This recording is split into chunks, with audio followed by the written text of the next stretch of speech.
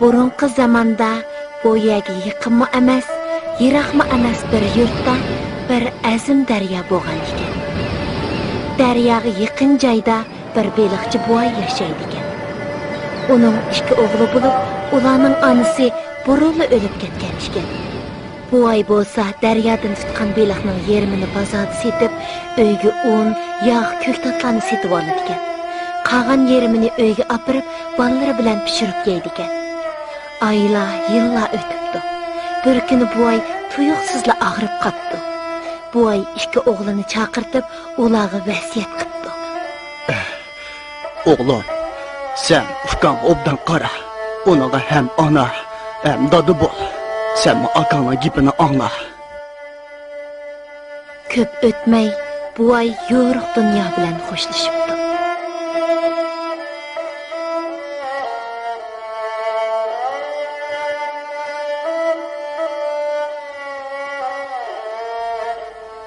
O'g'illar yig'lab qaqshab yurib, dadasini yerlikka qo'yib bo'lgandan keyin daryoga beliq tutqili beribdi.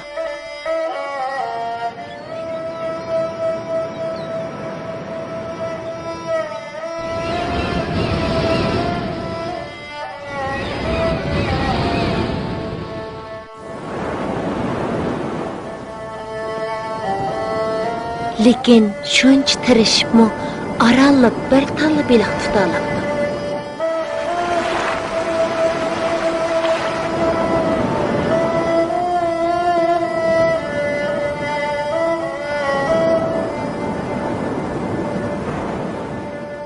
Balalar uyga qaytib, bu beliqni pishirib yeyishga o'ltiribdi. Aksi beliqning beshini kesib olib, o'ziga qoldirib, qolgan qismini inisiga beribdi.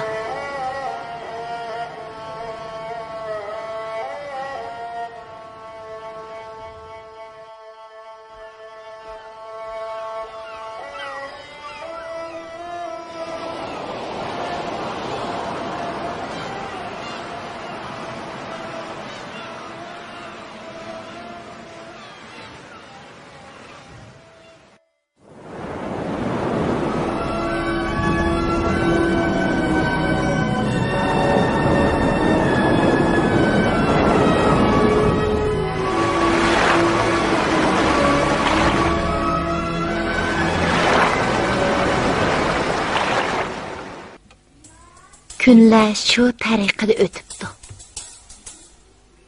Bir kuni ukisining qo'sig'iga jin kiribdi. Oqqam nemishqa beliqning beshini o'zi yeydigandi. Buningda cho'qim bir gap bor. Xap, men cho'qim uni yo'qitib, beliqning beshini o'zim yeyman. Atsi ular odati bo'yicha daryoga beliq tutqili chiqibdi.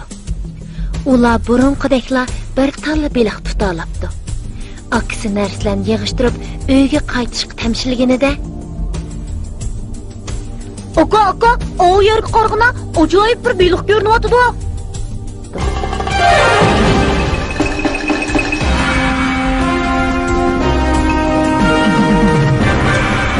Aksi shu tarafga qaragan ekan. Aksini urib daryoga tushiribdi.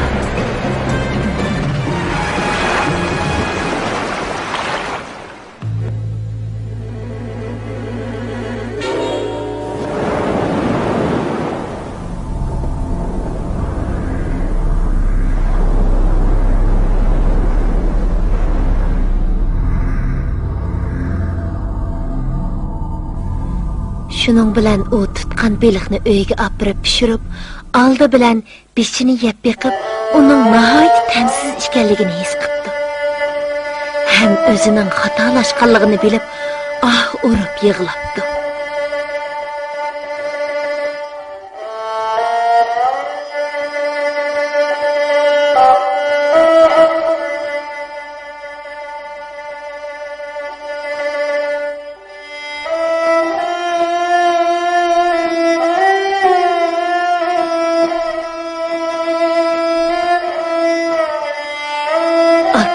Yaxshiliklarni o'ylab, har qancha pushaymon qismi o'rniga kelmabdi. Shuningdan boshlab u kishilarga aralashmay o'zini jinoyatchidek his qilib, oxiri vijdon azobida hayotini oxirlashtiribdi. Ongu!